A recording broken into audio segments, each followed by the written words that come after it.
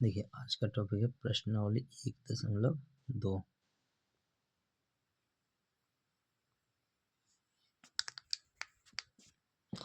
प्रश्नावली 1.2 नीचे दिए गए कथन सत्य है या असत्य, कारण के साथ अपने उत्तर दीजिए।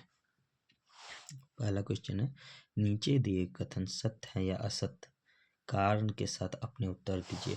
ये कि सत्य और असत्य में देना है आंसर, और अगर सत्य है तो क्यों सत्य है, असत्य है तो क्यों असत्य है, वो हमको कारण भी मांग रहा है। चलिए देखते हैं कि क्वेश्चन क्या कर रहा है। क्वेश्चन है, प्रत्येक अपरिमेय संख्या एक वास्तविक संख्या होती है, तो लिखेंगे हाँ सत्य। प्रत्येक परिमेय संख्या क्या होगा,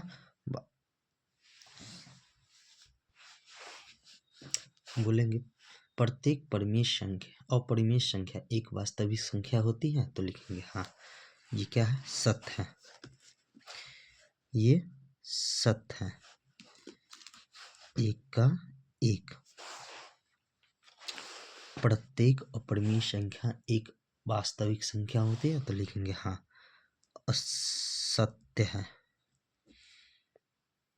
क्योंकि कारण तो दोगे, क्योंकि वास्तविक संख्या के अंदर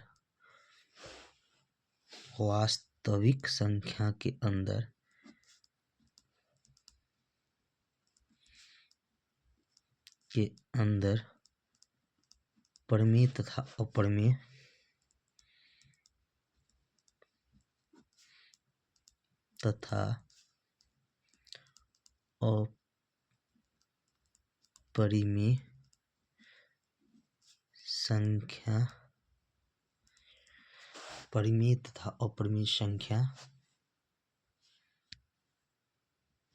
परिमेय तथा अपरिमेय संख्या दोनों आते हैं, ठीक। या नहीं तो लिख सकते हैं कि वास्तविक संख्या के संग्रह में परिमेय संख्या तथा अपरिमेय संख्या दोनों से बना होता है, ठीक। दूसरा दिया हुआ है कि संख्या रेखा का प्रत्येक बिंदु रूट m के रूप का होता है, जहां m एक प्राकृतिक संख्या है। तो देखो ठीक है, ये असत्य होगा। क्यों असत्य होगा सो भी जान लो, ये असत्य होगा क्योंकि संख्या रेखा का प्रत्येक बिंदु बोल रहा है रूट m के रूप का होता है, तो ये असत्य होगा क्योंकि संख्या रेखा पर पॉजिटिव के साथ ध्यान दो,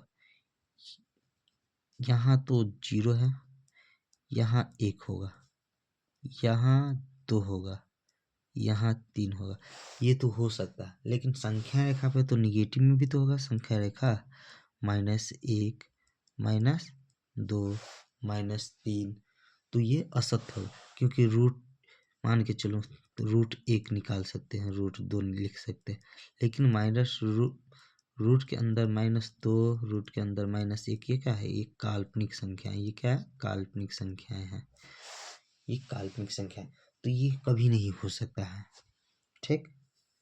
तो लिखेंगे क्योंकि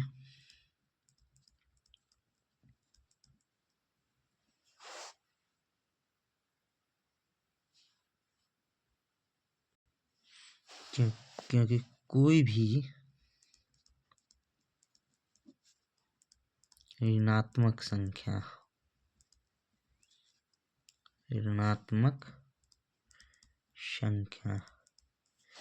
किसी प्राकृत संख्या का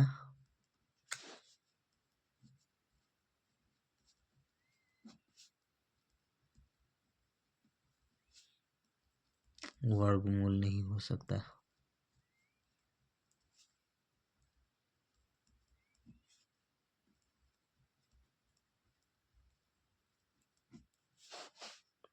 ठीक, तीसरा दिया हुआ है, तीसरा क्या है, प्रत्येक वास्तविक संख्या एक अपरिमेय संख्या होती है। प्रत्येक वास्तविक संख्या क्या होता है, एक अपरिमेय संख्या होता है, तो ये भी क्या होगा, असत्य होगा। ये भी क्या होगा, असत होगा। लिखेंगे असत।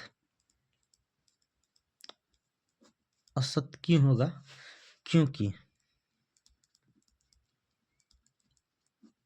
5 एक वास्तविक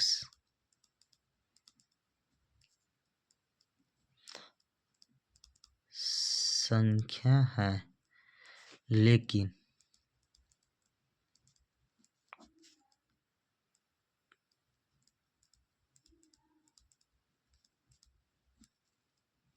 अपरिमेय संख्या नहीं।